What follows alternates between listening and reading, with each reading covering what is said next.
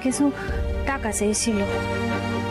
আমি ভাবলাম পূজার সময় তার হাত খালি থাকবে, কেমন করে হয় বলো? কিছু টাকা দিয়েছিলাম, আমি কি করে বুঝবো অমন করে জামাইদাদা টাকা খরচ করবে? অগ্নিদেব ভাবতেছে আমি নাকি তারে মদ খাওয়ানোর লাগে টাকা দিছি। আল্লাহ, এখন অগ্নিদেব কইতেছে আমার হাতে কোনো টাকা দিবা না। দিবা না তো দিবা না, আমি কি করব?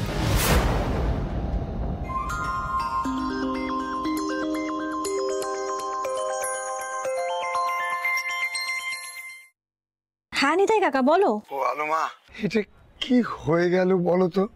রাখালরা যে এমন একটা কাণ্ড ঘটিয়ে বসবে আমি তো খুনা করেও বুঝতে পারিনি। রাখাল গোপাল ওদের পুলিশ বড় কেস দিয়েছে। তুমি কিছু করো, বড় সাহেবকে বলো। বিশ্বাস করো মা, রাখালরা কিন্তু বাচ্চাটার কোনো ক্ষতি করতো না, শুধুমাত্র ওই পবিত্র ছেলের জন্য টাকাটা চাইছিল। মা তুমি তো জানো যে ওরা দাগি আসামি নয়। মা তুমি দয়া করো মা। মা দেখো ওদের কিন্তু যাবজ্জীবন হয়ে যাবে। আচ্ছা নিতাই কাকা তুমি একটু শান্ত হও, আমি আজই বাবার সাথে কথা বলবো। হ্যাঁ আজই বাবার সাথে কথা বলবো। কি হইল আলো রানী? বড় কর্তার লগে কি কথা কইবে তুমি? আপা যেভাবে হোক ওই রাখালদা আর গোপালদাকে বাঁচাইতে হইব। আর যেভাবেই হোক বাবার লগে কথা কইতেই হইব।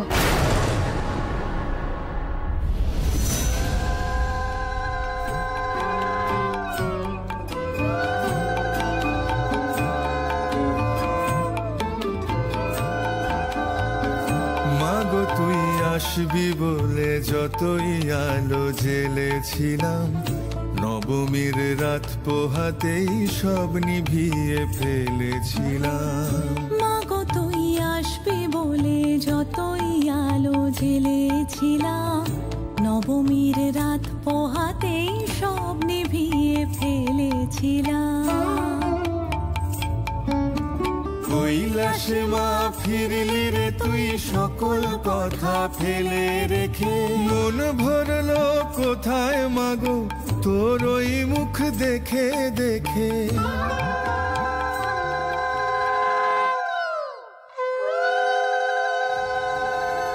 মাগো তুমি এই মেয়ের আবদার রেখেছো, আমার ঝলমলকে ফিরিয়ে দিয়েছো তুমি।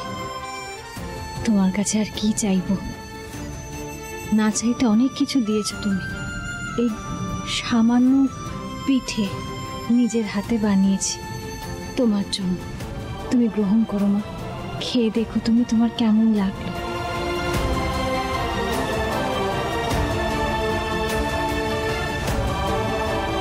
আরেকটা আবদার করছি তোমার কাছে, রাখাল তাদের বাঁচাতেই হবে। বাবাকে আমি